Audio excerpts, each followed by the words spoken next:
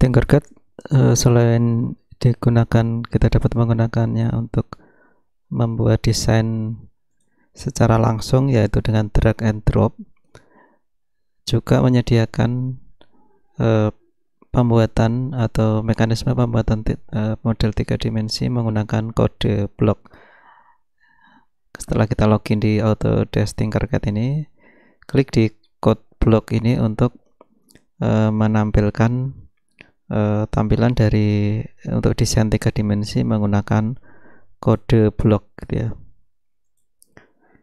Bentuknya nanti akan seperti ini, berbeda dengan cara membuat yang sebelumnya, Tinkercad desain yang sebelumnya yang kita tarik ke sini, kemudian diatur di drag and drop, kemudian digeser dan sebagainya, diputar di bagian misalnya di menu editornya.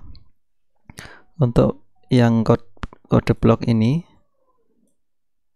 kita bisa membuat objek 3 dimensi atau model 3 dimensi menggunakan kode-kode tertentu yang sudah ada disediakan di sini ya. Sebagai contoh, kita membuat blok atau kotak di sini, membuat kotak box. Kita tarik kodenya ke sini berupa blok-blok kode di sini. Kemudian kalau ingin melihat hasilnya, tinggal diklik di sini ya.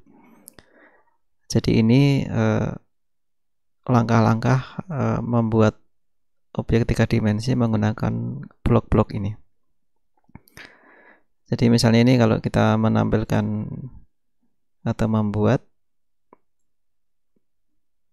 kotak ini ya, kubus ini, panjangnya ini, panjang, lebar, tingginya. Jadi bisa kita atur di bagian sini. Misalnya ini kita pengen membuat tingginya 50, kita set di sini, kemudian kita kita start untuk di play. Ini akan membuat sebuah balok yang ukurannya kita tentukan di sini, panjang, lebar, dan tingginya. Yang lain nanti sama ya, hampir sama dengan yang telah yang dicontohkan ini. Misalnya kita mau membuat silinder di sini, tinggal ditarik ke sini.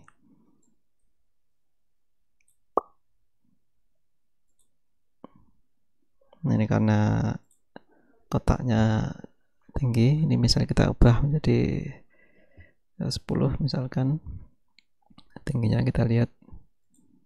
Nah, ini ada 2 buah bangun 3 dimensi di sini yang kita buat dengan menggunakan blok-blok ini.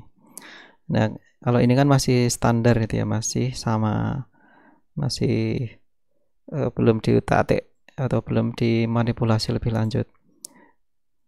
Bangun-bangunnya kita nanti bisa milih di sini. Ini kita bisa memodifikasi bangun-bangun tersebut menjadi bangun yang kita inginkan ya. Misalnya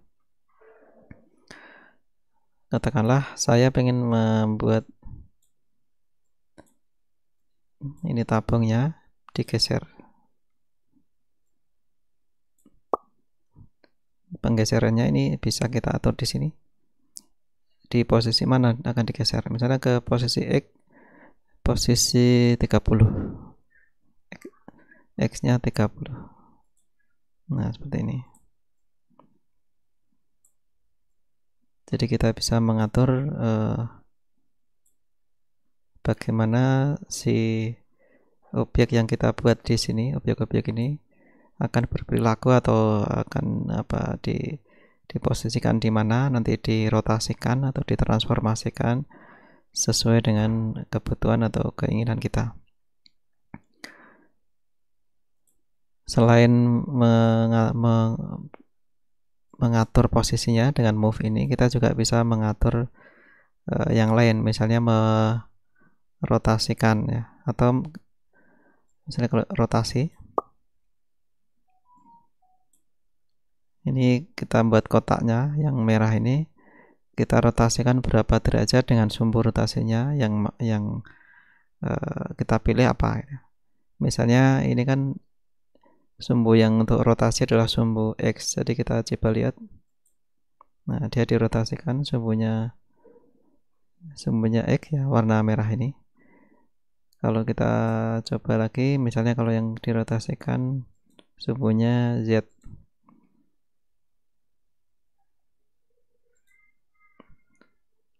Kalau 90 dia sama karena ini ya. Kita jangan 90 dulu, misalnya 30. Jadi kalau 90 nggak kelihatan. Nah, ini kalau ini kan diputar sejauh 30 derajat. Kemudian kalau mau menggeser ini tadi move untuk scale itu untuk membuat skalanya, atau skalanya mau diatur seberapa besar dari skala aslinya. Misalnya Z-nya kita buat scale-nya lebih kecil, misalnya bisa jadi ya 0,5, 0,5. Kita coba dulu. Nah, ini skalanya. Jadi box ini balok merah ini kita buat ukurannya sekian awalnya, kemudian dirotasikan dengan sumbu rotasi sumbu Z, kemudian di rotasinya sebesar 30 derajat, diputar 30 derajat. Setelah itu di skalanya ini Y-nya tetap 1, Z-nya 0,5 atau setengah. Jadi seperti ini. Jadi perintah-perintah atau langkah-langkah untuk membuat objeknya menggunakan kode-kode di sini. Nanti banyak perintah yang lain yang bisa kita gunakan di sini ya. Ini tadi contoh merotasi, menskalakan. Kalau ini misalnya mengcopy itu menyalin. Nah, kita salin misalnya kalau kita salin kemudian di move,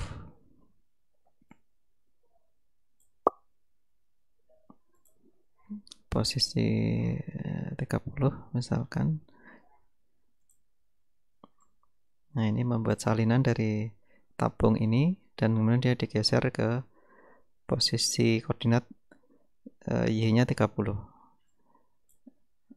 X dan Z-nya sama, kemudian Y-nya 30. Kalau misalnya mau mengatur ini ke atas, ya kita bagian Z-nya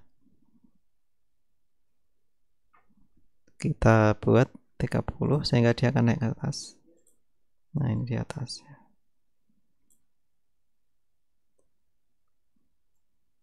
Langkah-langkah membuat ini terkesan sebenarnya lebih sulit daripada mendrag and drop gitu ya. Tapi ini akan bermanfaat kalau kita ingin membuat objek yang presisinya tinggi.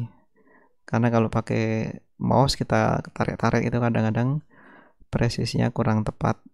Kalau pakai kode seperti ini, kita akan lebih secara algoritma akan lebih presisi.